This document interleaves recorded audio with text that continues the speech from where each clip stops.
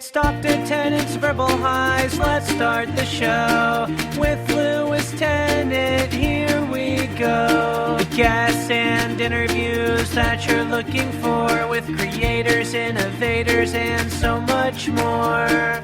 For all episodes and further info, verbalhighs.com is the place to go.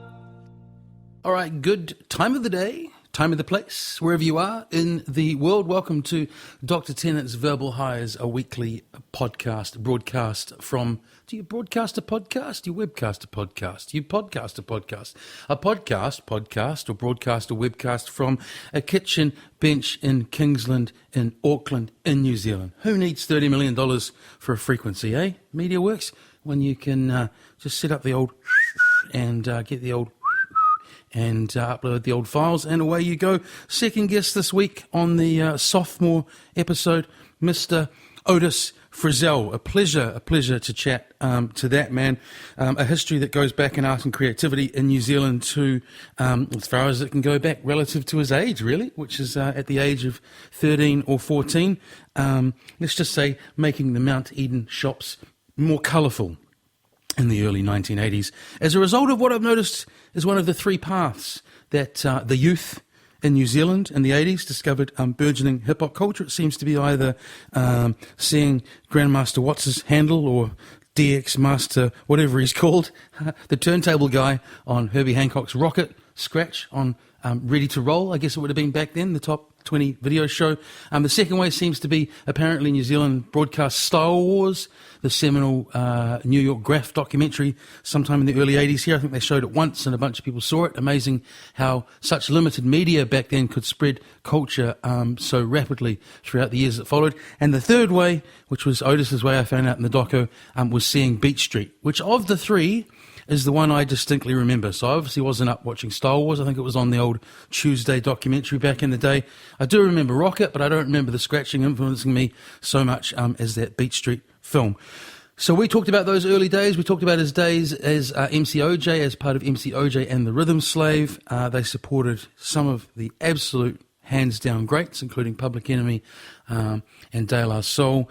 We talked about his art career as it's gone on up until now. I wanted to cover Western Frizzell a bit more, but as these conversations go, you just let them go where they go, and you end up with, as in this case, a rather surprising and amazingly entertaining story about Otis's toxic relationship with Robbie Williams, rather than delving further into the, as I say, the Western Frizzell Project. But do check out the Western Frizzell Project, art and music thing, coming courtesy of, as I say, Otis and Mr. Mike Weston.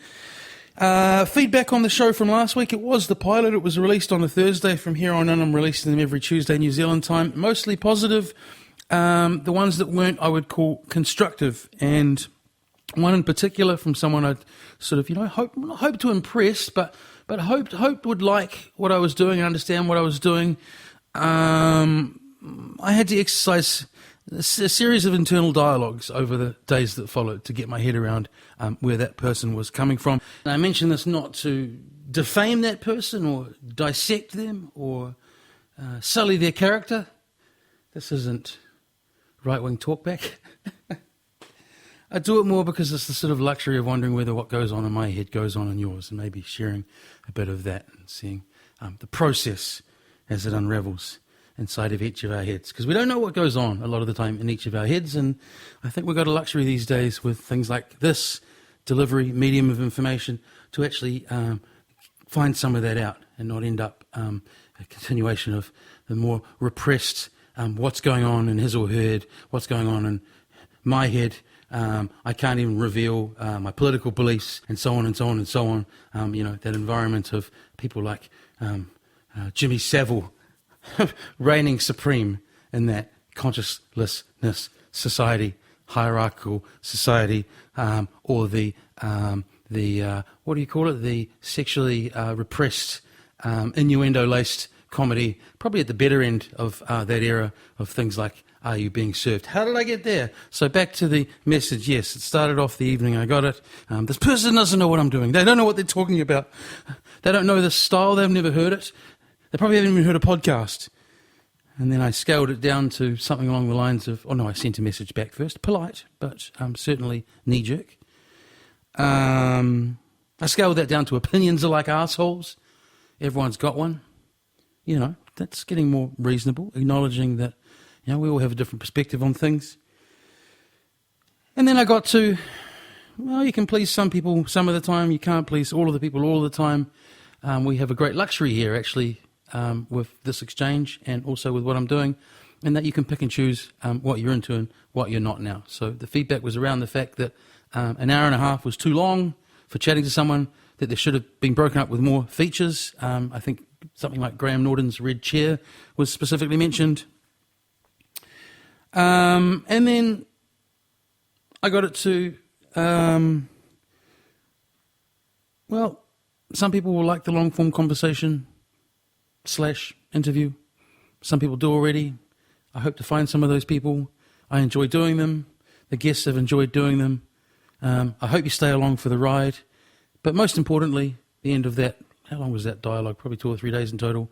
When I reread the message again, I realised it was actually completely from a constructive place, and that perhaps it wasn't incredibly thought out in terms of the work I'd put in beforehand from that person's end, but it was making suggestions ultimately to benefit what I'd just started. Although initially I read Thomas was great and the website looks great, as you were terrible, the guest was great, the website was great. But yes, thank you for all your feedback, and thanks, speak of the proverbial devil / God / lovely first guest, thanks to Thomas.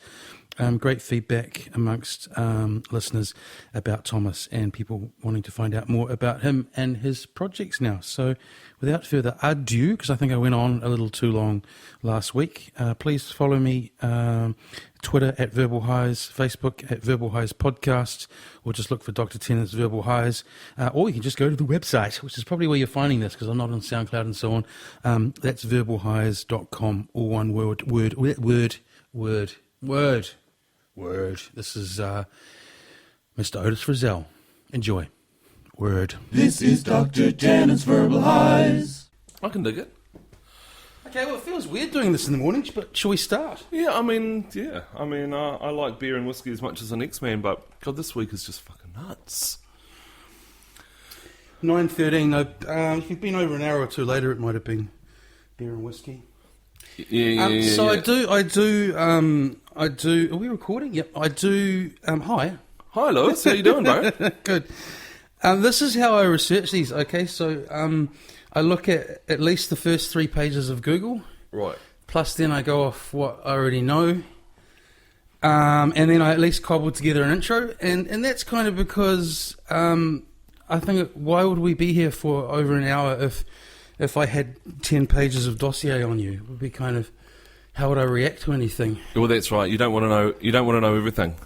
So we'll get to who you are in a second. Okay, car park. But I'll give some clues. Actually, the first clue is probably going to give it away. Okay, my guest is well known as being a musician throughout New Zealand in the 90s as part of a duo. Most recently has, re-sparked the music flame with a project called Cardboard and Computers. There might be stuff in the middle there that I missed out music-wise. We can get to that later. That's all good. He's also a visual artist, probably best known for what you either call graffiti or spray can artwork, depending on who you're trying to get permission from and sell it to. Yes. Yeah. Also done artwork on shoes at one point. Was one of the people's choices for the New Zealand flag design. Put up a far better Auckland Council logo than the one they designed a few years ago, but I'm not sure if that went anywhere. I preferred yours. Is one half... Am I responding to this, or is this just the intro? This is it. Cool. Okay, we've got 6 pages to go. Okay. And is part of art, I guess, duo Western Frizzell. Taco hustler and aficionado. Welcome, Otis Frizzell, son of Dick. That's right, and Judy. So I thought, and Judy, I was going to ask you about that. Yeah, right. Because your father often gets sort of the name check and so on. Are they still... They've just celebrated their 53rd wedding anniversary. So you grew up in the nuclear family? Yes, one brother, one sister. Yeah. And a mother and a father, in a happy relationship, in a solid home. Yeah. Yeah, which is incredibly rare. Yeah. Yeah, I'm completely aware of how unusual that is. That makes me, which I had the same thing with another guest, and we both went, "Wow!" Like it was a sort Imagine of that. amazing human accomplishment. Yeah. I think it's amazing. I think it's a great story. I think there should be more of them. You know. You know, I hope to be in the same situation. You know, I've still got I'm in my, how old am I? I'm 45 now. I've got a great relationship with my parents. Go and have dinner with them sort of once every 2 weeks and talk art and shit and get drunk. You know, mum and dad still like a red wine and a whiskey in their 70s. So and they still obviously hang out, which is the main thing, really, eh?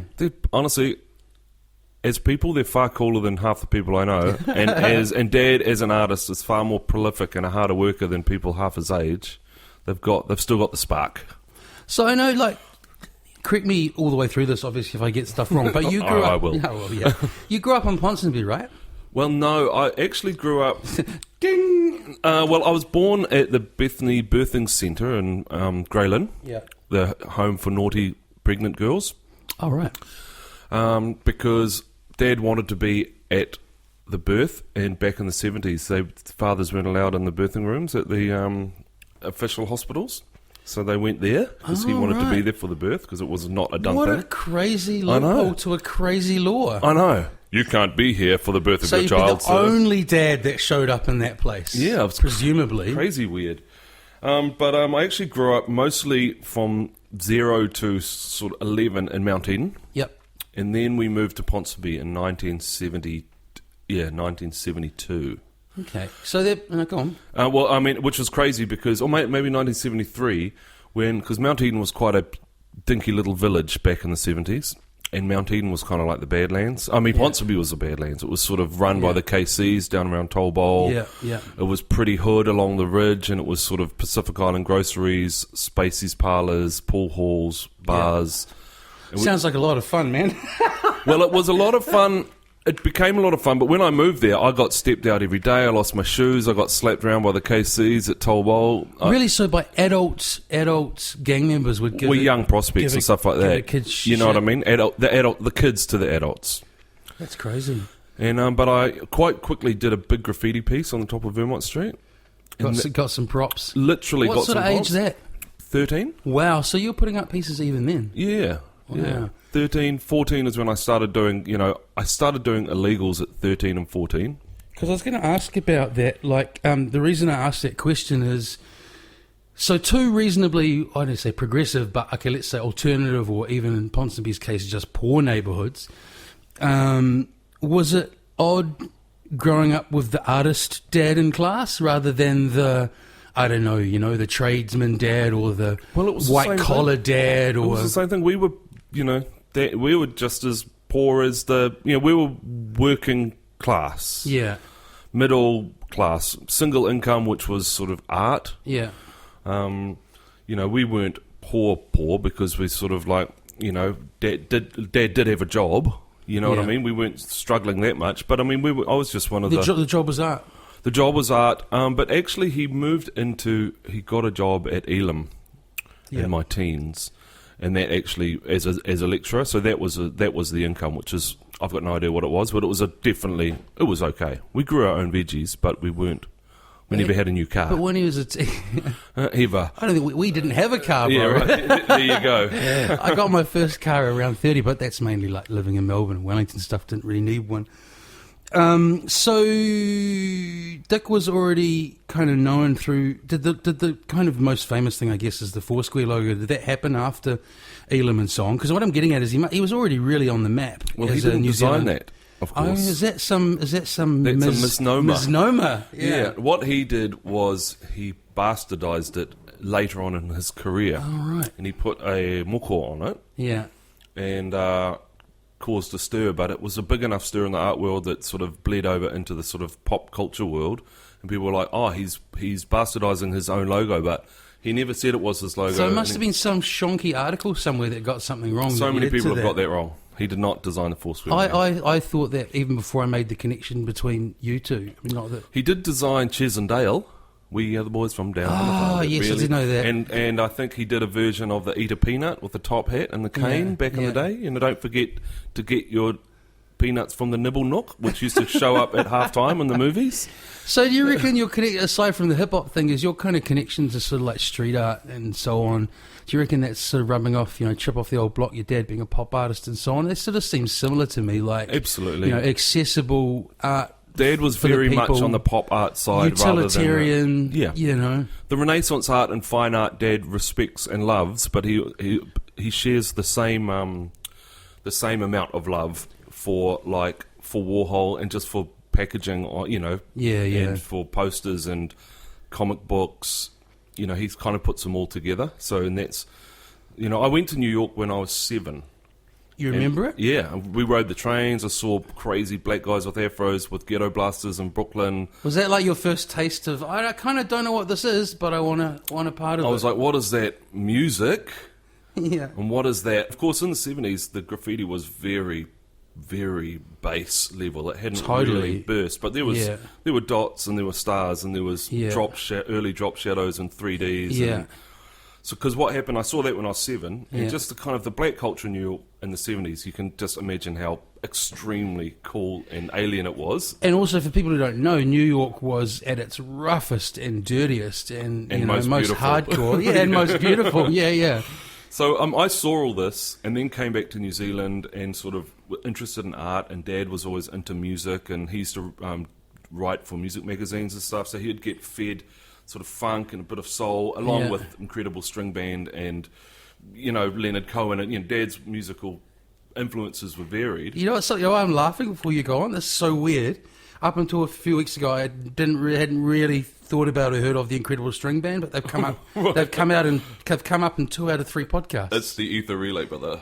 Okay, sorry, keep going. Yeah, so And so when I was 13, yeah, Beat Street came out, right? Yeah. And I was like, you know, I think I don't even know how you saw trailers back in the day at other movies. Must have been before another movie. Maybe when they still at intermission, you stop and get more tangy fruits. Yeah. So and it was like, wow, this is like what I saw when I was 7, but it was like 7 years later, and it had actually become far more refined. 83, 84. 83, 84. Yeah. I think that's when Beat Street came out, and Yeah, I it is. went. I was small. Yeah, and I went to see Beat Street, and it was like, oh my god! And the funny thing is, of course, it can touch anyone. Hip hop has that magic, you know. Yeah.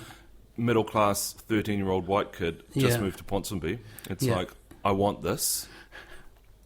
So there's the age correlation. 13, so it was 1974, right? Yeah. 13 saw Beat Street. Yeah.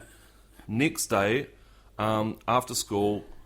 Bro, and I'd never done anything illegal at this time. I was a very sort of straight-laced. I was a scallywag. I was Bart Simpson, but I wasn't a burglar. Yeah. But climbed the fence of a construction site and stole a couple of fluoro cans. Ooh. Climbed out of my bedroom window that night and went down to the volleyball court and wrote rap. You know what? I'm really glad you didn't write Otis. Yeah, you know, because the funny thing was, so I wrote rap because I hadn't come up with anything interesting. But, and they were kind of fun, very basic bubble letters. Yeah. I've actually got them on my Facebook page. It's pretty funny. And then I got home and I was like, well, this is good, but I need a name that isn't Otis and that isn't just rap, like Ramo. And I thought of Otis, and There was someone taking Ramo in Wellington, Ramo. Yeah, back right. then. I mean, you know, the pool of options is pretty limited, but, you know, pre-internet. Yeah. I came up with Opto. It sounded a bit like Ramo and started with O, like Otis, and it was an optical art form, you know? Yep. And so I designed my very first Opto in the back of one of my school books. Went to the gas station and got one of my friends to pretend his 20 was stuck in the Defender machine. And while the assistant... This is such a story of the age. Yeah, it really, really is. It's so while the attendant came out with the key to try and unlock Defender, I went into the gas station and stole 6 cans of spray coat. Right? A black, a white, a red, a green, a blue, and a yellow. So was this financial constraints, or was this part of the whole... Well, I didn't have any money. Oh, I thought it might be part of the whole persona you were creating. Had to steal the tools. No, I was for the terrified. artwork. If I had money, I would have bought the cans in a minute. Honestly, Right. cans are expensive. I got $10 pocket money, you know, whatever. $5, I don't know what you got back in the day. Yeah, that's right. And so went out that night and did my first actual burner, like a 6-colour piece. This was out climbing, literally So climbing. we're around 14 years old here? Yeah, 14 when I actually got the colours together. And so I'd done a little bit of squirt before that, but this time I had a design on a bit of paper. I'd worked it out and went out and did it. 1984. And Did a big opto. what was the feedback? Where was it? Mount Eden Shops. Boom. So it was only 10 minutes walk from my house. And the funny thing is, Mum and Dad aren't stupid. They know I'd just seen Beat Street. They knew I loved that shit. And it's sort of like... You had paint on your fingers. I had paint on my fingers. You know what I mean? I smelt of spray coat. Yeah. But of course... and so I started doing this regularly. Yeah. And but eventually I got busted, I Yeah. think, and when one of the Springbok And there was tours- zero narrative in New Zealand then about it even perceivably being artwork. It was just vandalism, wasn't it? Well, yes and no, because I didn't. There was no profanities. I wasn't. Yeah. I wasn't vandalising. I was picking. And in my mind, I was contributing to the beauty of the neighbourhood, right? Yeah. And in some people's minds, they could see that. But I suppose the guy that owned Winsley's Wool Shop was like, "What the hell is this shit?" Yeah. But I got busted doing a really big stop the tour piece. Wow. So politics, yeah, okay. So Because here we go. I'd been on the anti-Springbok marches with Mum and Dad. Yeah. I've got Māori family in Rotorua. Yeah. They'd come up to Auckland and we'd been on the anti-tour marches. I knew what apartheid was. I knew that it was bad news. Yeah. And I was like, wow, I've got this...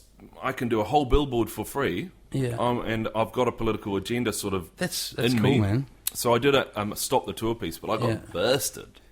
And But did the political side of it, I'm sure, made it more volatile? Were you being caught for that? You know? Well, the thing was, they didn't really even know what it said. I was just a kid vandalising a wall, you know. But so I literally got taken home at 4 a.m. with the policeman. You get further away than Mount Eden, or are you like a dog? You know, still you're in Mount- you're still like I was- where you've done your I was spray, 13, your literal 14, spray. Yeah. I was 13 and 14. I wasn't, I was in the. You think people like wake up and go, "Who did that this time?" Yeah, that's right. Who is this opto who must live in the centre of these 3 graffiti pieces? Yeah. And I got in trouble, but Mum and Dad were like, "This is naughty. You can't climb out of your bedroom window at 3 a.m. Yeah, well, that's fair play. Where did you get the paint? Because you don't have any money, and paint's expensive, so apparently you've been stealing paint. However, your political agenda is right on point." So they were kind of... That's some great parenting. They were kind of... So they were torn between sort of telling me off and being pleased that they had instilled some righteous attitude in their son. But they're like, look, you just can't do it. You can't steal stuff. And quite soon after that, my sister had a shop and she bought some paint, and I did a big piece on the side of her shop. Yeah. And then someone saw it and was like, "Oh, can you do a billboard for this campaign?" And it started to... And meanwhile, because I'm following your years in terms of history, you know, the consciousness of at least what the parts of hip hop is getting more well known in New Zealand. Getting more well known in New So Zealand. it's not And such a freaky outsider thing you're doing by then. I never really was into it for notorious self-worship or anything like that. I didn't want to be the baddest. Yeah. I didn't even really want it to be the best. You just I wanted just to- wanted to do it. Yeah, And yeah. if people were going to pay me to do it, I didn't care. But it's like, that's apparently a sellout attitude. But my attitude was never badass, best, most notorious, prolific. I just wanted to bomb. Yeah. You know what I mean? And every time I did a commercial job, I would double charge for the paint, so I never had to steal paint. So again. you were getting like commercial or six good pack and a paid pizza. gigs from a young Not age. good paid gigs. It was like 6 Well, okay, pack, but it was happening from your teenage years. yeah, six pack and a pizza, and I'd have more paint, so I could go out. I would still do illegal pieces, but I Yeah. wouldn't have to steal paint. Yeah, and, yeah. And it's sort of... So I want to talk about that later, but yeah, it interests me. Like I've noticed that you and some people, I'm sure, have different perspectives on this. You might have had grief for it, blah blah blah blah blah. But an artist has got to kind of make a crust, and I think you seem to negotiate that fine line between corporate work and do you know what I'm saying? Well, I've been because the reason I set it up like that is I didn't want to set it up so you think I'm going to be all like incendiary about it, because I'm not at all. I think it's a really interesting space you occupy. Different attitudes. I've been called a sellout by many different people, but you got to live okay and keep that's doing right. what you love It's doing. my only actual skill. Yeah. And so it's sort of I'm using the skills that I taught myself to sort of make a living. Yeah. And then I started putting it in a gallery, and that's either a huge sellout or a great step forward, depending on who you're talking to. So I very early just realised I don't give a shit. It's like I just have to do my thing. Yeah, you know, that's I right. did a job for the police. I No, got totally. so much Look, shit for that. I came back. No, that's interesting because I saw it, listeners. You didn't see the body language when I talked about it. You're like, ooh, because obviously it's something, like I say, that you've had unfair, I guess, kind of feedback from with some people. But it's not even unfair. It's just people can think what they want. It doesn't. I don't mind. Well, that's right, and as long as you're happy in what you're doing, I get it. So with the police thing, I got back. I don't know, a few years earlier. I think you might have done that 2010 or 2011. Can't even remember. And then just weirdly last night in my 3-page Google search, I find some video of you doing something cool. And there's 2 like really arseholey comments about you working with the police on this YouTube post, you know. Like I just. So did you just have strangers just kind of flaming you for the sake of it, or? Yeah, well, I'd do a sort of an unpaid sort of community project with some at-risk youth in South Auckland, and spend a week unpaid, really trying to help some people that need it. People be like, "Yeah, well, fuck you. You work with the cops." It's like, oh, awesome. I mean, what's more important? They didn't say that. The people you'd been working with. Didn't say that, no. did they? The people I've been working with are like, awesome. Thank you so much for being here. You know, and sort of. The funny thing is that police job, they were. And may I point out, when I interrupt you, that for people listening, that you weren't doing a campaign for the police that come into bars and bust up people for being a little too pissed. You were doing a police campaign for people who are out doing community. They were recruiting community police officers, and like I met this woman, and she posed for her painting, and she had just busted a pedophile ring. Right, she'd spent 10 years without sleep busting a pedophile ring, and another guy that went into a collapsing building and pulled people out of the rubble. And I sort of thought, well, these are good people and good police, and what could we do with more of in this country? And how do you connect with people who might otherwise not do it? Yeah, but I mean, I can talk about that all day, and people are like, FTP, motherfucker, and it's like, oh yeah, well that's, you know, whatever, and you know, it's like, dude, I got paid well for that job. I'm in my 40s. I've got a mortgage. These police are good people. Did you crawl into any buildings to save anyone's life? And I don't think so. So shut the hell up, you know. I got paid, and it's kind of, and people forget about it. So before I want to move on, but before I want to play devil's advocate with both what both were saying is, I was surprised when I read KFC on my 3-page of Googling. What did you do for KFC? Great chicken, though. A great chicken. That was just a commercial job. They were doing a competition where you could win a road trip in a van, and they just hired me to paint the van, bomb the van. So I did some sort of graffiti art on the van, and then they actually ended up taking the design and putting it on the lunch boxes. Did you get, I heard, this could be, let's just pretend it's true because it's an awesome urban myth, when the New Zealand cricket team was sponsored by KFC, apparently they had a gold card where they could go in and get as much chicken as they wanted all the time. I've heard about restaurants with these mysterious gold cards. Maybe it's like your dad painting the Foursquare guy. I never got one. Okay. Apparently, who's Posh Spices? David Beckham has got a Porto chicken card. I've read somewhere in the paper the other day. So what was Robbie Williams like to meet? When I first met him, he was quite fun. Yeah. Did he just want New Zealand style tattooing? And we didn't get Otis Frizzell tattooist as well. Yeah. Tattooist. So here's another urban myth for you. I did not do the big Maori tattoo on Robbie Williams' shoulder. I'm not going to do this Google searching anymore. It's what happened is his name's Tu. He's an amazing tattoo artist, a friend of mine. He did it, I believe. I know the name.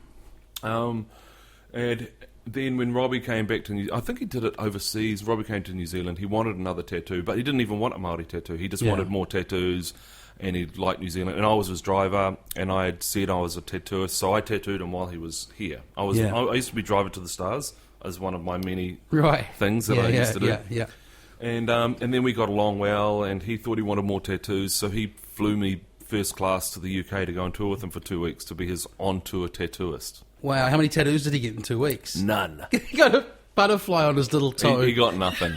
So he just put you on the payroll because he liked having you around? Yeah, and it all went sour in the end. We broke up. I'm off the Christmas list. Are you serious? I was about to say, do you still email him and say, hey, Robbie, tacos are going well? No, it all went bad.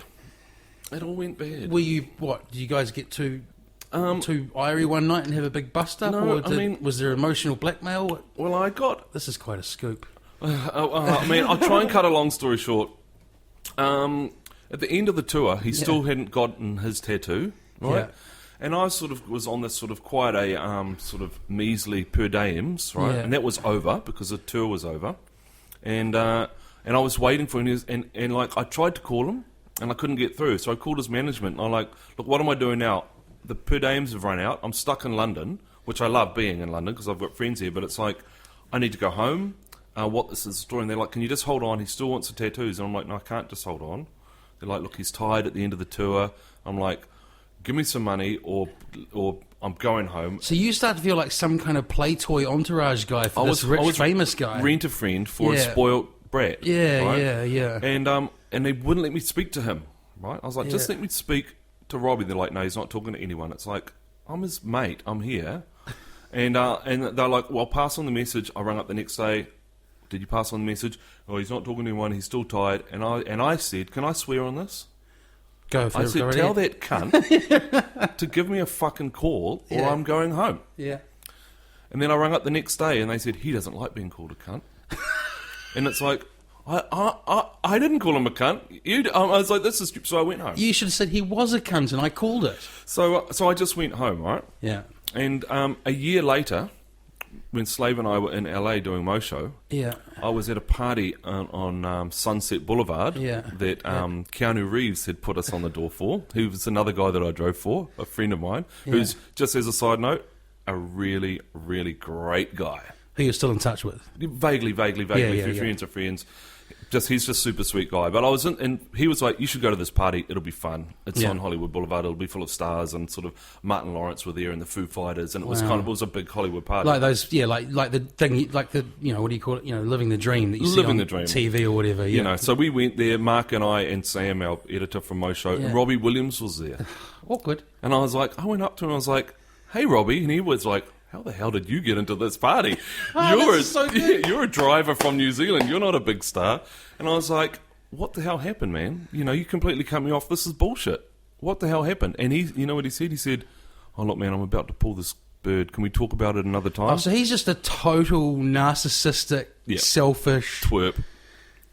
That's crazy. And it's like, yeah, so when I call you tomorrow, you'll answer the phone and we'll talk about it and catch up for a beer, right? He's like, yeah. And I was like, dude, bullshit. So it sounds like that's like you're a heart and soul guy. You expected you'd made a friend, and whether he was completely famous or not famous, and he was just a rich, narcissistic twat. I was the first person Now his reaction to Simon Sweetman's review makes more sense. I was like, why are you so unhappy with the one New Zealand reviewer? He's had his ass wiped by people that... He's had his ass wiped by so many people. As soon as I said to him, you're being a dick, he just didn't know how to respond. He's like, what does these words mean? What is people not loving me? Because I'm sure you thought about all of this, but I think what really pollutes a lot of those people in terms of the people around them is inevitably the people around them are feeding off them either by employment or income.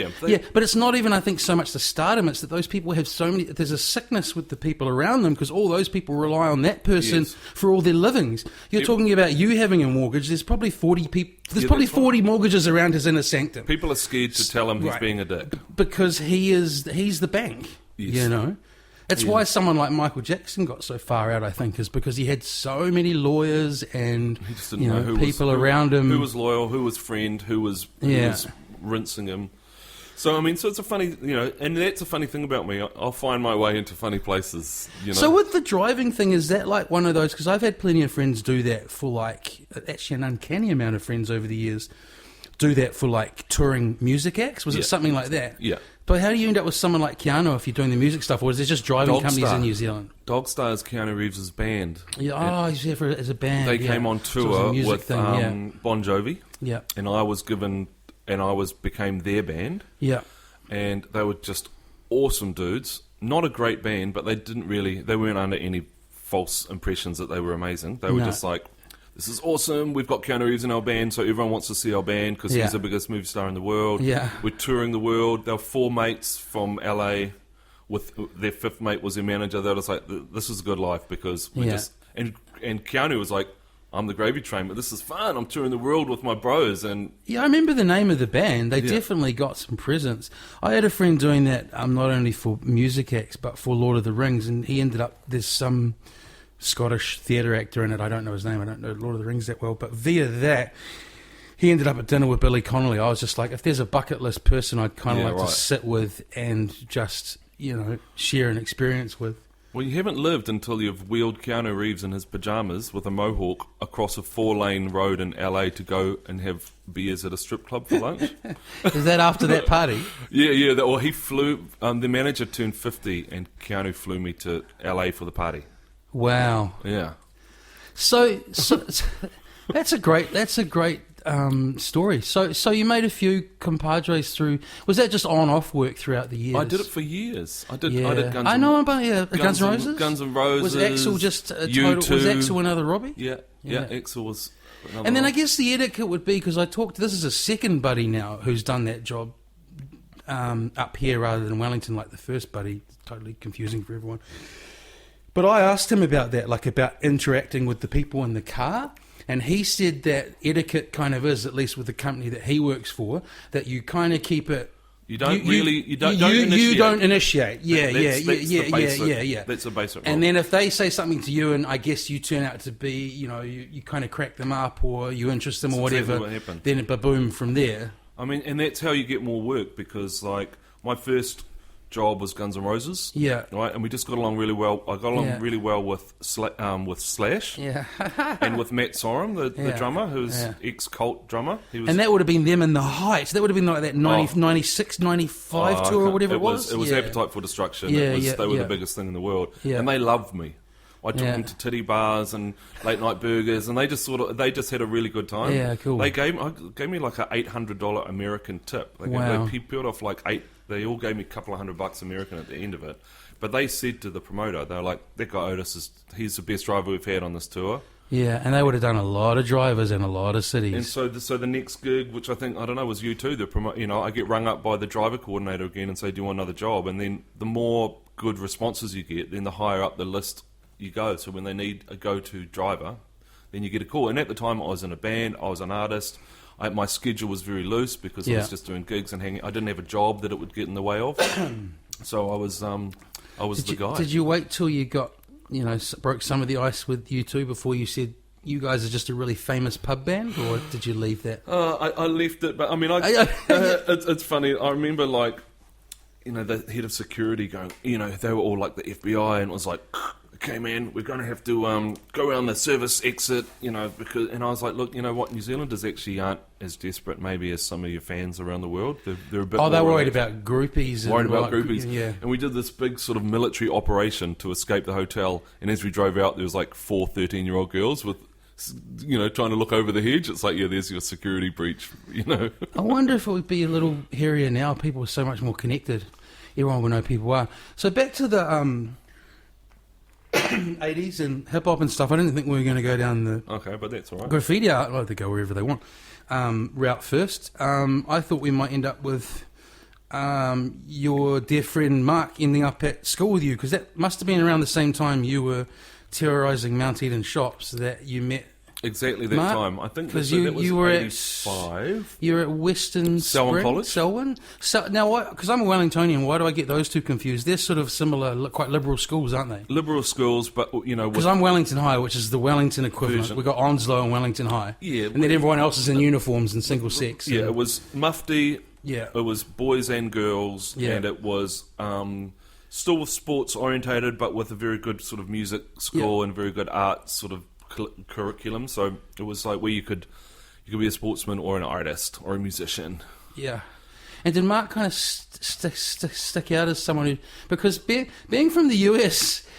Dude, even travelling to the US around that era was quite exotic. People coming back with weird candies and stuff. So did he sort of stick out a little in third form and fourth form? He was a bit like... Because he's always quite gregarious. He'd stepped out of Happy Days. White beefy tea, 501s, red Chuck Taylors, quite a sort of classic, sort of quiffed up, sort of flat top. Almost preppy, but sort of more sort of young Marlon Brando, but without the shitty attitude. I don't fucking know. He was a charismatic and a cool guy, but a bit more Richie Cunningham than Marlon Brando, which is funny because that was how we met, because I was a wise ass, like I said, the Bart Simpson in the class. Yeah. You get a new kid, and the teacher's like, "Well, if you're so funny and hilarious, you can show around the new kid." It's like, oh god, that American nerd, you know what I mean? But of course, we met. We're both into music. Yeah. His mum only just lived he lived just around the corner from school. We went back there after school, and she had like fried chicken and cake in the fridge, like a real American mom, you know, glasses of milk and pumpkin cookies. pie. And I was like, shit, this is a good racket. I've got to stick around with this guy, and formed a band. So he didn't come back with the hip hop thing kind of with him. You introduced him to that. Well, it kind of because he was a San Fran kid, right? We sort of both. To tell the truth, the person that really introduced me to hip hop was my brother, who's not a big hip hop guy, but he's just a sort of into music guy. He had like a bit of EPMD and some really good. The older brother with the selection of cool albums. Yeah, Hendrix and The Doors and EPMD and. I've heard that story heaps, where the older brother or sister or the hip uncle or auntie whatever has kind of whatever, and then it's the person below them who takes it to this kind of next level. And we were into music. We were actually sort of in a sort of rock and roll band. We were actually writing originals when we were sort of 15, and sort of just a very simple school band, you know. What were you playing? I was singing and playing the saxophone. Yeah. Mark was on the drums. Yeah. And that sort of came and went and fun. We sort of recorded at school in the school music room and stuff. But what happened was Mark and I started rapping Shakespeare sonnets in drama class as a joke, as a project. Yeah. And it kind of worked, and we started listening to rap. It was a very organic process. Listened to some rap, listened to some more rap, wrote a bit of hip-hop. And what was listening to rap? Who were you listening to? Run DMC, LL Cool J. Run DMC, LL Cool J, EPMD. I brought that Bad album to school, and you know these funny memories where you go, when you go, someone is so wrong, but you're either too young or out of your element to kind of articulate it. Yeah. This is such a strong memory. This is one day, one memory from 1988, okay? We had this great stand-in teacher, and he really encouraged kind of music and whatever else he was encouraging. You know, class really loved him and stuff. And he said, everyone bring some music to school. And it actually wasn't me. It was my friend Jared brought Bad to school. And so this is, like I say, 88. So he'd probably not even heard hip-hop before. Yeah, right. We played it. I think we played the title track. And he said something along the lines of, "What is that? That's rubbish. That's not even music. That's just." And it wasn't even. It wasn't even. But it wasn't even. That's what I was about to say. It wasn't even from that hackneyed. That's what you say about hip hop place. It was a guttural reaction from someone who'd never ever heard it. I'm just sitting there. I'm only 11, and I was in my head. I didn't even know hip hop that well, but I remember just going, "That's wrong. That's wrong. How can you say that? How can you say it isn't what it is?" Yeah. You know what it's like. You know that classic. Should have bought some Michael Bolton. The early the Māoris in New Zealand when the tall ships first came. Yeah. There's a story that they couldn't see it because it was beyond their concept of comprehension. Yeah. So they just didn't see it. Yeah. Because they refused to see it because it couldn't possibly exist. And that's kind of what happens when you drop some hip hop on someone like that. It's like, I cannot hear this. I will not accept it as music. Yeah. Because it's outside of my realms of understanding. Yeah, that's right. And everything, culturally, sound-wise, yeah. So you're rapping Shakespeare. Rapping Shakespeare. That's very nerdy. But of course... But, Mark was beatboxing, I was rapping, he was rapping, and it was kind of cool. We were quite good at it. We weren't showing any excessive flair. We were kind of having fun with it. But I wrote a song called My Dr. Martens, because I used to wear Dr. Martens. Yeah. And we were into Run DMC, and they did my Adidas. We were like, we'll do my Dr. Martens. And we actually knew a bunch of the Auckland punks and the AK boot girls back in the day. They were sort of friends of my brothers and stuff. Yeah. And they asked us to come and perform at one of their parties because we'd had a song about Dr. Martens boots and they were boot girls. Yeah. And we started rapping more at school, and then we went and we'd go. And was it a total oddity, or people at school down? No, people were getting into hip hop. People were getting into hip hop. There was stuff on the radio. I'm treating it like it's 10 years older than it was. And RTR, it was on the radar, but it was still kind of unusual and very black. Yeah. And then we'd go to the rap competitions at South Auckland, and Mark and I got up on stage. Did you feel totally out of place sometimes? Well, but, when you're young and you grew up in enthusiastic... Ponsonby and so on, so it's not like you came from white bread Remuera In or my whatever. mind, it's like... In my mind, it's like, I wasn't black, but neither were the Samoan kids from South Auckland. They weren't black either. No. So it's like, neither of us are black. We're both doing something outside of our comfort zone. Yeah. It wasn't like... I felt like I related to the brown kids because neither of us were black. Yeah. You know what I mean? In my head. Yeah, that makes sense. And so it's like we jumped up and they're like, yeah, Jay Lagaya, anyone got any raps? And Mark and I got up and did a rap and was like, oh, white boy's actually kind of pretty good. And there was someone from BFM there and they were like, come up to BFM and do some stings. Yeah. Do some hip-hop stings. And that's when we met the BFM crew. Yeah. And then that sort of evolved into the True School and us recording with Eddie Wado and sort of doing all this sort of... Do you reckon that this is nostalgia on my part, or that places like BFM played a way more kind of crucial role back then with the way things were like? Because everyone's kind of connected and stuff now, right? It was pre-internet, dude. Yeah. And so people didn't have access to every song in the world on their phone. No. And... So unless you were one of those sort of music types that was really outsourcing new vinyl and really investigating and hungrily devouring every issue of Rolling Stone magazine or whatever, there was pop and rock on the radio, or if you wanted something with substance, you'd listen to BFM. That was the only access. And Active in Wellington and so on, so it goes. Yeah. And so, there's two sides of that for me, because the reason I asked that then is it really relates to, I don't know, just someone saying you come up BFM and stuff. So I'd never go back. It's like sometimes it freaks me out how connected we are now. Like sometimes it actually bugs me out, like Facebook and all the rest of it. It's mental. Right? But then, it's awesome. Then we'd never go back. Sounds like you have the same dialogue going in your head. Yeah. But then I think, then again, I'm not 19 and up at BFM at the moment, so I don't know. That's where I asked the nostalgia thing. Then I think, I don't know, it feels like there's something missing. Like I used to feel really connected to the streets and the neighbourhood and the posters and what was happening with the gigs on a really, really local level. Through that, the only place to listen is BFM. There's only 3 venues to go to. Oh, that dude on the street, I know he does that. That's super cool. I want to do that, blah, blah, blah. Or maybe it's just that I'm 40 now and I'm not 18, you know? It's just a timing thing, man. Yeah. You know what I mean? Yeah. Who knows where it goes, but it'll be exciting for people who want to be kids. turned on by stuff are just turned on by it, aren't they? Yeah. So if people are doing that through Instagram and Facebook and whatever now... I mean, I heard a guy on RNZ the other day, I can't remember who it was because I'd got in late and didn't hear his name, but, because I used to limit, I'd have 10 cassettes in my school bag and a Walkman, and I knew every word on every song on those 10 cassettes. But now a kid with an iPod has got like 1,000 albums in his pocket, or 2,000, and access to every song ever made in the world ever. And a shuffle button. And it's just a skip button. And a skip button. So it's sort of like, in my mind, it's like, how do you even go deep into an album anymore? Because it's sort of the next thing's coming along, but people still do, and it's kind of better. It's amazing because you get access and Bandcamp, and I'm just hanging out with a friend who's like, God, I just listen, and I was like, that's amazing. It's like, he spends days trawling through Bandcamp and just finds unusual, cool shit, and it's like, if you want to be ahead.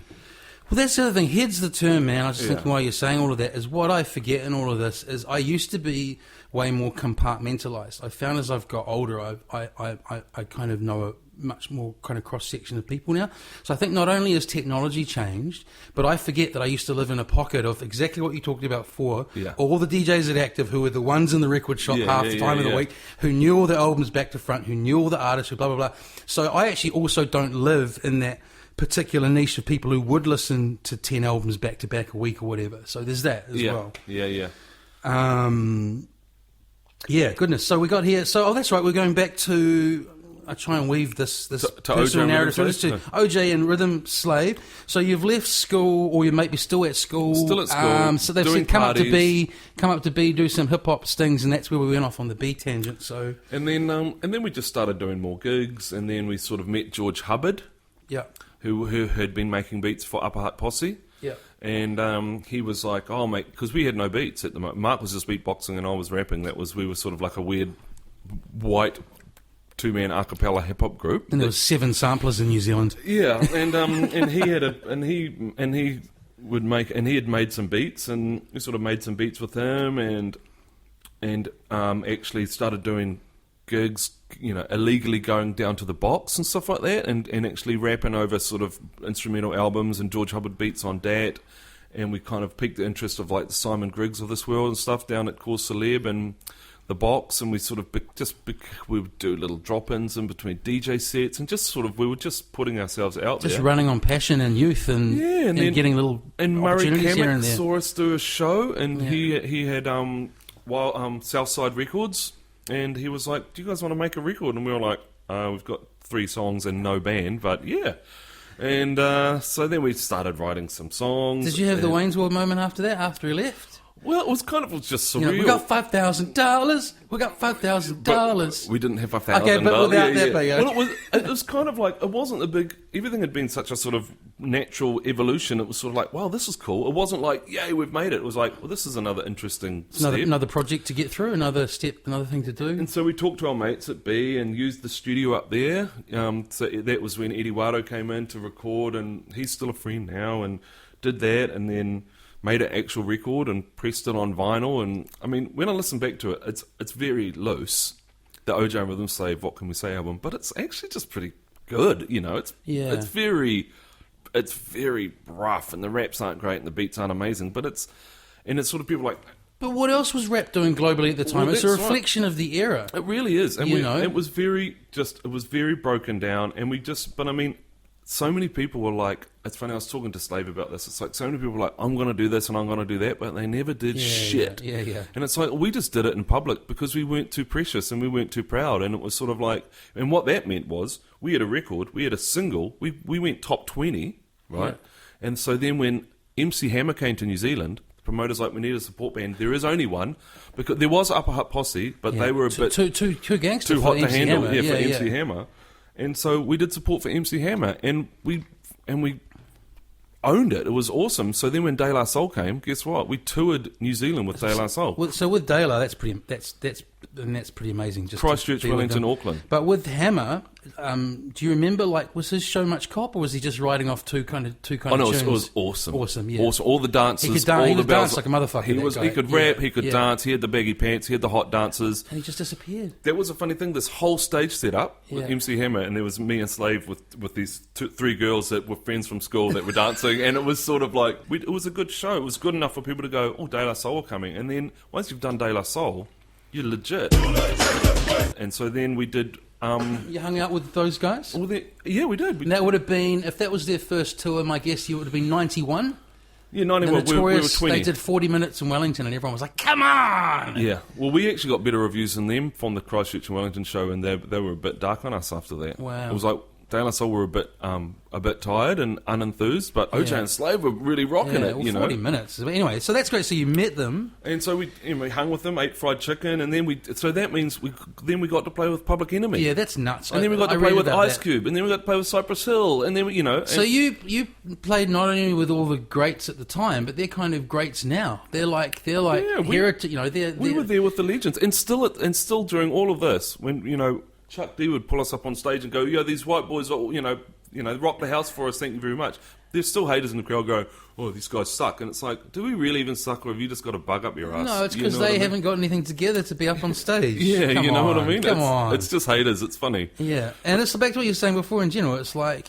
And we were party rappers. We weren't up there going, "We are the best and we'll kick your ass." We were like, "Everybody throw your hands in the air." Well, this is I awesome. love that. It's really captured in those 2 or 3 photos of you guys at Mount Maunganui on Audio Culture. It's just like, that looks like heyday kind of good times. Just having fun, man. And people would get it confused. It's like, hip-hop had a serious base, and it had its Public Enemies, and it had its sort of serious side, but also it had its De La's and its Tribe Called Quest and the Jungle Brothers, and that's what we were listening to and sort of emulating more, and it's Jazzy Jeff and the Fresh Prince and sort of fun shit. Well, I mean, it was around, as they say, the Daisy Age. Yeah. What about, having said all of that, there's entourages, and you mentioned quite a diverse range of acts, did you encounter any kind of, like, quite, heavy business backstages, or... No. They're just, I suppose to tour that far, you got to be strictly business, right? Yeah, and I mean, like, we weren't in the States, so no one had their Glocks on their undies or whatever, you know what I mean? And I don't think De La Soul were famous for carrying Glocks in their undies anyway. And I must say as a disclaimer, that's not at all a racial assumption on my part. That's a having heard about some of the quirkier ends of hip-hop shows and hip-hop promoting. Do you know Kirk Harding? Yeah. I know of him, certainly, but I don't know with, him. Yeah. with acts in the States and stuff, and they had sort of gunplay, you know, the harder edge of hip-hop. It's not a racial thing. It's just a straight fact. Yeah. You know what I mean? So it wasn't a white or a brown thing. Well, even other stuff like, you must know Dave Roper. He's told me about how there are actually, and young promoters get suckered in by this all the way to the other side of the world. There are fake promoters who will get you to a point of putting a really large deposit in for Act A, and then the person never shows up. So there's all this kind of like... Oh, yeah. So you touring, you recorded the album. I think the album was, you were nominated for Best Male Vocalist, I read today. Really? Yeah, I read that. It's on your Otis and Slave Is page. It? Yeah. Well, they got that wrong. That could Maybe have Mark created derision in the group. So how come you were nominated for that? There's only two of us. The great thing, and Mark and I always said, still friends now, we never fought. There was never... The reason we were so successful is because we never made any money. There's nothing ever to fight over. I think you probably would have held it down anyway. I've kind of deduced that you guys are good, solid, close friends. I mean, we're just mates, but I did not know that. Maybe I need to read that back. And the funny thing is, Mark is by far a better rapper and a better vocalist than I ever was. I think you've been nominated for 6 different New Zealand Music Awards over the years, but you actually ended up winning Best Cover Art for Freddy's. Yes. You must remember that because it'll be in your house. No, Best Cover Art was for Shea Fu. I didn't win the Freddy's one. Yeah, I was nominated for Freddy's, and when I didn't win, Moo was really pissed off, actually. It was funny. He got one of the judges by the throat up against the wall when we were quite drunk. Yeah, just friendly. Oh, friendly, okay. Sort of, but, with Moo's weight behind him, that friendly shove could actually break a rib. But and so tour, I remember this is a tour I remember, if I remember this right. You guys did an orientation tour, but it felt like it was like the creme de la creme. It felt, two things, to get too nerdy, but they say there was the first wave of kind of New Zealand hip-hop around that time, and I think the tour was Joint Force, Damn Native. Have we explained what Joint Force is? Can I just do a quick... Yeah, sure, absolutely. So after OJ and Slave, we kind of enjoyed some relative success, but it's hard to find credibility because we're sort of two white boys without sort of... The party rap thing had run its course. The party rap thing had sort of run... And we'd gotten a bit older. Yeah. And we'd started playing with DLT. Yeah. We'd just met him on tours and doing gigs with Up Posse and all of that. And D liked us. He thought we were good, and he didn't suffer from the you can't be good because you're two shitty white boys. D had almost like...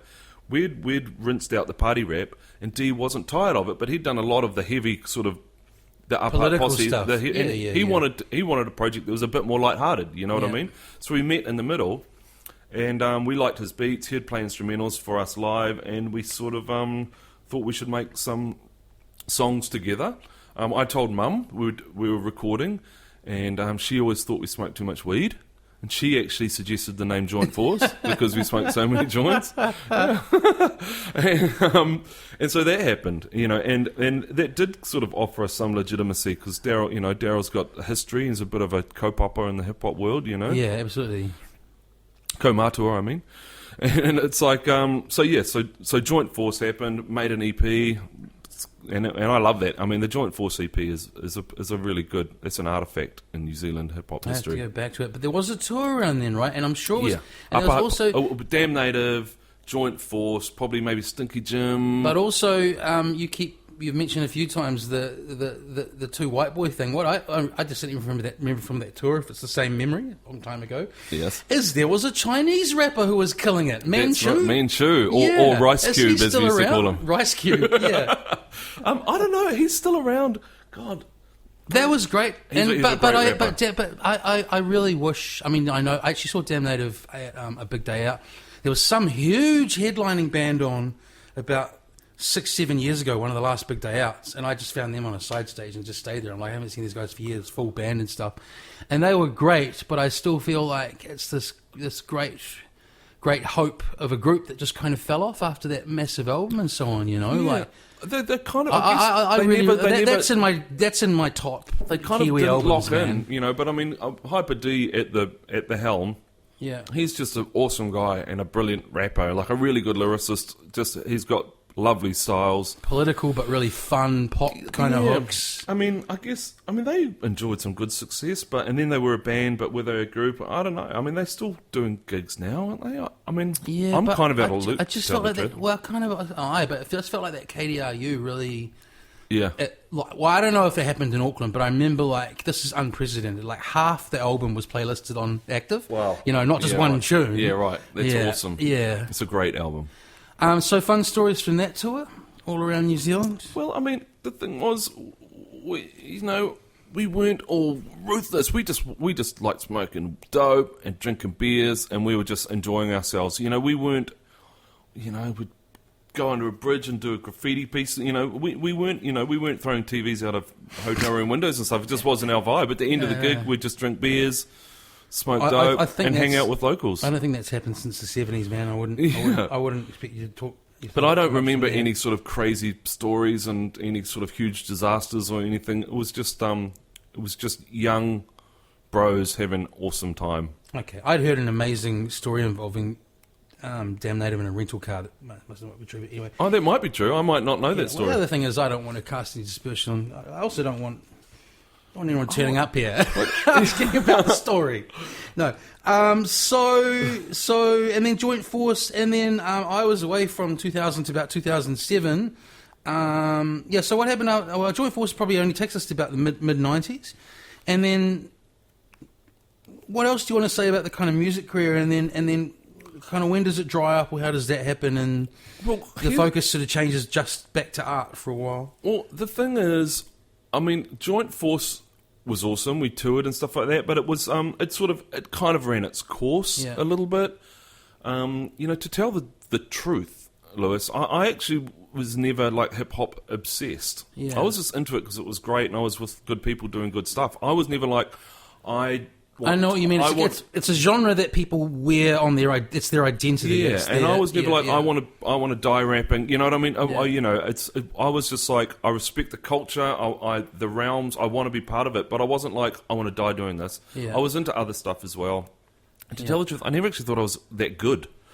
So I wasn't like something like that was going to be my be-all and end-all. But we did these good shows, and it sort of just trickled off. I got to record my Illmatic. We weren't chasing it that hard. Yeah. And then Mark and I started doing Mo Show, so the TV series. That must be early 2000s or somewhere around then. I don't know what that is. What happened on that TV show? Well, because we were doing BFM together, somebody liked our rapport. Your show on B was great, man. Yeah, and again, it's all power to Mark. Mark was the musical genius behind that. I was just a witty comment and the sort of the sidekick, really, to tell the truth. But of course, it didn't feel like that because that's not how we treat each other. But Mark was the drive of drive. But people liked our rapport, thought we'd make good TV, gave us a very small budget, and we went around the world and just sort of made pop culture, street culture TV, just with a camera with $500 and sleeping on couches and no budget. And it sounds like a lot of fun. It was traveling the world with your best friend. Yeah. Meeting interesting people and interviewing them. It was about as much fun as you could possibly get. Just keep the receipts. That's right. And we did one, and it did quite well. And we did another one, and that got an award for best entertainment series on the New Zealand TV Awards one year. It did. That's correct on the page. Up against people with massive budgets and proper crews. Yeah. And and so for 4 years we were TV stars, which is outrageous. It went for 4 years. Yeah. So you could just go around the world 4 times. Did you do some other stuff? Was that no, we did local stuff? Wow. Well, we'd return to people we'd seen before. Can I find this on YouTube or something? Yeah. There's episodes on YouTube. The Jamaican series is incredible.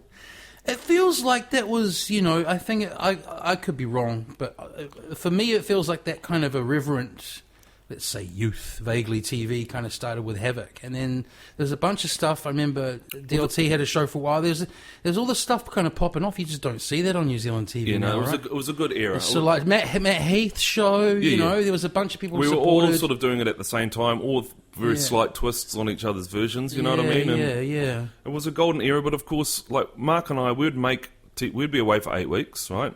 Yeah. Record everything, then edit for like over 8 weeks. Yeah. And then put it all together. So like the show would take us 3 months or something to make.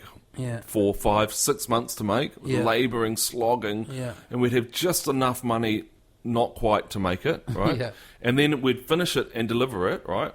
And we'd win an award. We're being on TV like we were TV stars, broke. Because there's no more money. So for the next 6 months, we'd have to sort of just try and scrape out a living doing whatever. And then you're also living in that weird space where you're kind of public and people think you should be living, and you're like, oh, dude, I've got to pay the rent. It's like the bros going, oh, why are you catching the bus, bro? Don't you have a car? And it's like, I'm completely on the breadline of poverty, you know. But we were TV stars. It was a funny, weird thing. And then Slave had kids. Yeah. And you can't travel around the world not getting paid when you've got kids. You need to take some responsibility. So that stopped. It's such a funny old thing, eh? Like the creative fields a lot of the time with all of that. We're in New Zealand because we're small, and when you go guerrilla, there's no money in it. But that's why it's a young man's sport. You know what I mean? Yeah, and I think even... Or young woman's sport. I'm preaching to the choir. That's right. Even just something you mentioned before, even just the staying on the couch rather than having a room starts to wear you thin. Down. You know? Or 3 of us in one small room together in New York. It's fun, young, but it's like, I'm a fucking adult now. I don't want to smell your farts in New York. I'm on TV, motherfucker. You know? So most show, and then that ceases. And it sounds like from your reflection on it, you know, you're starting to think you want something a little more, something that's a little more settled, I guess. Well, it's kind of, you start to think about what you're good at. You know, all this time, the art was bubbling under and I was doing bits and pieces. But actually what was a good stage for us after Mo Show was Base FM. Yeah. Mark and I did Base Breakfast, where we actually got a wage, which we never got from radio before. Yeah. Because you can't get up that early in the morning 5 days a week for love anymore, because we're just too old. And Mark had, there was children on the way and there was real life. And it was real fun, and we were there, and it was a popular show. Manuel Bundy was sort of at the helm of early Base FM, and I think we did that for 3 years. So how were they affording a wage? Is that when they were still with George and there was a bit of purse there? Well, advertising. Yeah. I mean, even though we were only really broadcasting to Ponsonby and beyond, people were feeling it. So it was advertising money, and it wasn't. We weren't getting rich, but it was basically. I had no idea you did that for that long. That's amazing. 3 years or maybe 2. But definitely a proper stint. Yeah, and it really helped to establish Base. I mean, Base FM is just brilliant. Because the people on there all love it. The DJs are great. Dylan is awesome. People in there, no one there is like, hey, I'm a radio guy, and I'll just push a button and whatever's on the list, every song you hear is considered by really the DJ. Bothered me. I came back because I ended up back in Auckland rather than Welly, and someone hooked me up on B. I was actually filling in. I was doing this really awkward time slot for a whole lot of reasons. It was basically do the breakfast show till Mikey turns up. Right. So I couldn't bust out any of kind of my own personality or whatever. That's how I felt. I felt like I was this odd kind of awkward warm-up So I won't go too far down that track, but that's what bothered me when I came back to B, was they had the big green button. And so people were it felt like it lost the culture of a lot of people trying to blend in their shows and stuff. It was like you either plugged your iPod in or you went blah, blah, blah, blah, blah, blah, blah, and hit the big green button and it played the next track. But you had a very suffering peried where it felt like more people wanted to be fucking media stars wanted to play tunes. They got hooked on old stars, and so it was just it was still Mikey Havoc, it was still Peter Ehrlich. I mean, they were kind of holding, like, to tell the truth, Peter Ehrlich and Mikey Havoc should have fucked off from BFM way earlier, because BFM is supposed to be a sort of springboard into something else, they don't need the old. No. But in saying that, the institutions like Jim and Dubhead, they still need to be there because. Well, the thing so I'm just being contradictory to myself. No. It's funny how many things we've agreed on, because I agree with exactly how you've put that, and I actually thought when Manu came along and got rid of even myself, who didn't have a long standing history with B, but was of that age. When I got back up and licked my wounds, I thought that actually makes a lot of sense. They've got a 19-year-old on brekkie, or however old they were and whatever. Yeah, and it's it's kind of better, even though it may not particularly be better personalities and more slicker radio people. It's just that's what B is supposed to be. Totally. And it is that now. All I got to say, kids, is don't bring up your iPod and plug it in with your 126 kilobyte MP3. Other than that, all good. Too late but with that. so the last thing I'll say, with the interesting thing with the Mikey thing, and I could go on about that for days in terms of turning up at B at what felt like such a politically icky time. Yeah. And I'm not even a local, so I hear the backstory later. Yeah, right. Okay, so I'll put this out there. So Mikey's one of the most talented broadcasters New Zealand has ever known. Oh, I love him. Okay? Yeah. Yeah, it goes without saying. So I'm not just disclaimer in terms of me saying Mikey's cool and stuff, but what I do think that B did maybe wrong early on with you saying that a lot of those people should have left later in the play is like, do you remember when you had a landline in the flat? Just hear me here. And it's Saturday morning and it like rings and the person who gets up to answer it is forever then the person that gets up to answer the landline. So in other words, So precedents are set is what I'm getting at. Yeah, right. And so I think very early on, when the first or second time Mikey was super late, someone at B should have said, "You're stood down for a month" or whatever. I think what happened was early on, he was, because he was so talented, he was allowed to get away with. There were mornings there when he was getting there at 8:30. BFM was kissing Mikey's ass far too much. That's where it got to, because he was so great. And I mean, it's like, that's neither here nor there. He was getting more money than people doing less for him. They were throwing too much money at him. But I mean, and that happened. What happened? Now he's on Hauraki and doing a great job. Yeah, he is. I think only one night a week though. Right. Hey, you're not going to believe this. This always happens. We're up to an hour and 7 minutes, so we've only got 10 or 15 minutes to go. Okay, sure. I still wanted to talk tacos and artwork, so we're going to have to jump ahead a little. I'm guessing you, after the TV and after bass and stuff, you started getting more commissioned artwork. And then I seem to remember you had a tattoo shop at the top of College Hill for a while, or did you work there? I worked some there. connection? I did an apprenticeship and started tattooing at Dermographics. Are any of those? You can't really do yourself, can you? I've done one on my stomach. Oh, the FTW one. That's cool. yeah. But I did did an apprentice there, and then I ended up working at Sacred Tattoo for a while up at the top of Simon Street, which is they're both still going now. I fell down some stairs when I was a kid and chipped one of my lower vertebrae, and I suffer from ongoing sciatic issues. So I hunched over and tattooing wasn't a good. So if you'd been a chef, you would have been no good either. Yeah, that sort of. Well, I mean, it was just sitting down, hunched over tight all day. It's just not good for my particular ailment. Yeah. And do you still do them for friends who say, "I really want you to do one"? No, because when you're out of practice, the gear's not all set up and stuff like that. What you want is somebody who tattoos all day, every day, because they're so on point. That's how you get your best work. That's right. For me to walk in, it's like, what's the machine? I haven't tattooed for 10 years. You go, oh, sorry, hang on, wrong setting. yeah. People are like, can you do it just for me? And I'm like, no, it just doesn't work like that. But then I've seen you down at the taco truck, and the first thing that struck me when I came down to have a munch was, man, and I've done hospo, so I'm right there with you. It's really hard work, but it looked like the same kind of hunching over the same. I don't know. Standing is better than sitting. Standing's better than sitting, right? Yeah. That's the basic. So the truck and the what seems like the from what I've deduced, the Empire. You guys, you and Sarah kind of it seems like you met and fairly quickly fell in love to get all gushy, and we met. I suppose when you get to our age, you either know or you don't, right? Yeah, who knows? Yeah. We met, bought a house, got married. She was unhappy in her life as a creative in advertising. Yeah. Literally, she's like words or visuals. She was the art director in a creative team. Yeah. Not the copywriter, but she does copywriting as well. Yeah.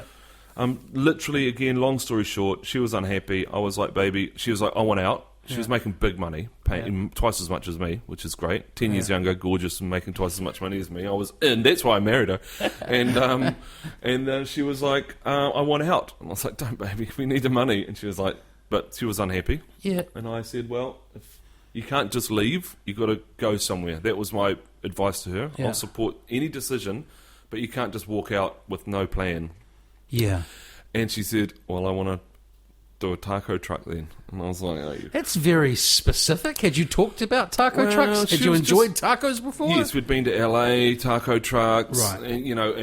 and there was no, and we got home and wanted to go for tacos, and there was nowhere for good tacos, and And I'm of course joking because I'm sure that between both of you, that when she said that, she'd actually not just gone, oh, I like tacos and I like trucks, but had seen that Yeah. this was going to pop off in New Zealand shortly. there was a whole, Which it has. There was a whole, yeah, and Yeah. so I said yes, and so I almost put my life on hold really for a few years just to get it started because Yeah. it was like hard work and 7 days a week and late nights and weekends and building a brand from scratch and all of that, but and here we are. Have you learnt a shitload in that time through doing all that? Yeah, Yeah. a lot. I mean, I'm quite good on the grill now, and I never was before.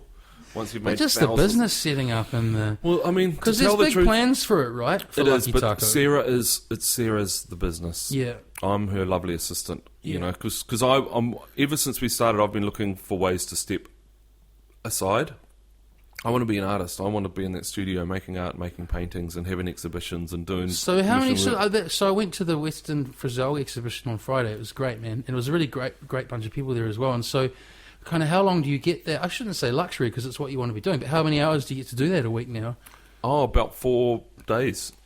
Doing art. Yes. Awesome. So at the moment, this year, I'm like 4, sometimes 5 days doing art. But what that means is 5 days doing art, 2 days doing tacos. So there's only 7 days in a week. So I work 5 days a week and then work 2 weekends a weekend. So I just laughed. I'm back laughing at you. I'm just her lovely assistant because that's the social media presence as well. Yeah, You know. I mean, she rides it a horse like a cowboy. You know, she's just really got it by the horns. She knows what's up.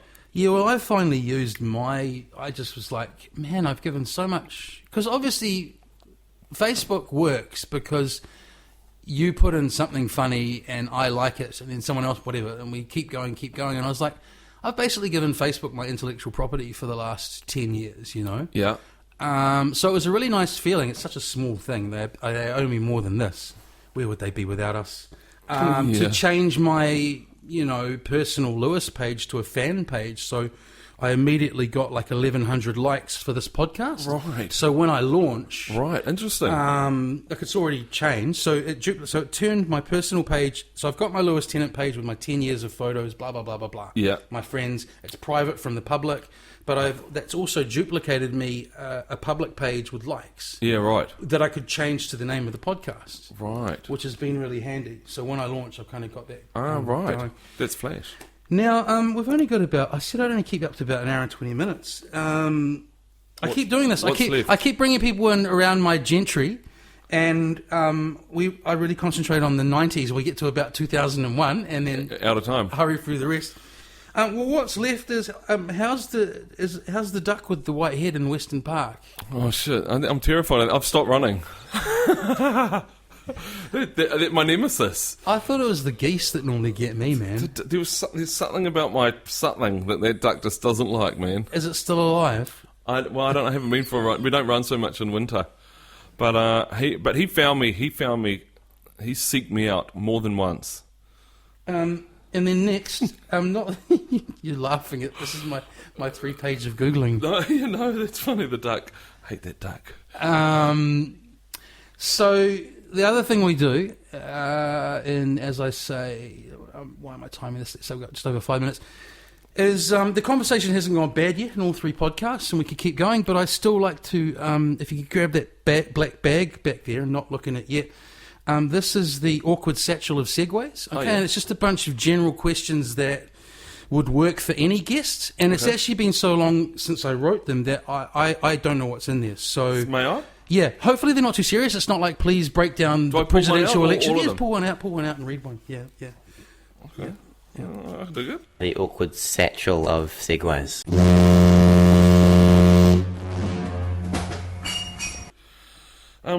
I once saw a plastic bag that looked like Jack Nicholson. Have you ever seen a similar apparition? Now, I need to explain this story, okay? Okay. So I can even remember, I was at Brighton Beach in Melbourne with my then girlfriend. And it's one of those moments where you think something and you think, shall I say this? Because it's batshit crazy. And I said, That bag. Zoe, do you think that plastic bag stuck to that bush is shaped to look like Jack Nicholson? And she said, oh my fucking God, that plastic bag looks like Jack Nicholson. Wow. We took a photo. Did the photo look like Jack It Nicholson? looked like a plastic bag Ah, in a right. bush. There you go. Well, it's funny. This has not really actually happened to me. However, one of my favourite and most boring gags is every time I see an empty, like, Food Town bag blowing in the wind, I'm like, hey, look, there's that actor from American Beauty. I don't get that. You know the bag scene in Oh, American yeah. Beauty? Sorry. I shouldn't have said I don't get it. It's like... Oh, well, that's why I said it's not a great joke. It's not my best work. No. Okay. Shall I So do you another haven't... one? Yeah, do another one. The awkward satchel of segues. I think the problem with that one is I knew I could set myself up for a better story than the guest. Oh, yeah, right. You're feeding your own bullshit. Yeah.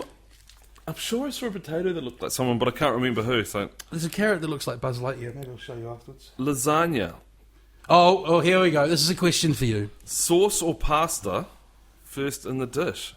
So in other words, anything you layer... Yeah. I wanted to talk to you about food because you and I often interact over food on Facebook. So yeah, so anything that's kind of layer or whatever, do you put the hard pasta in first or do you put the sauce in, and why? I put some sauce in first, Why? so it doesn't stick, and also because as it cooks, it absorbs the sauce from the bottom into it, and it makes the lower levels tenderer, and then the top level is where your crunch is at with the melted cheese. So we've agreed on a lot today. I'm with you. Why do you think so many people are insistent on pasta on the bottom? Do they? It must be a structural integrity thing. They must worry that the bottom will fall out or something. I mean, because the thing is, it's kind of neither here nor there, because once the heat sets into the sauce, Yeah. the liquid sort of melts through it anyway, and you end up being wet on the bottom anyway.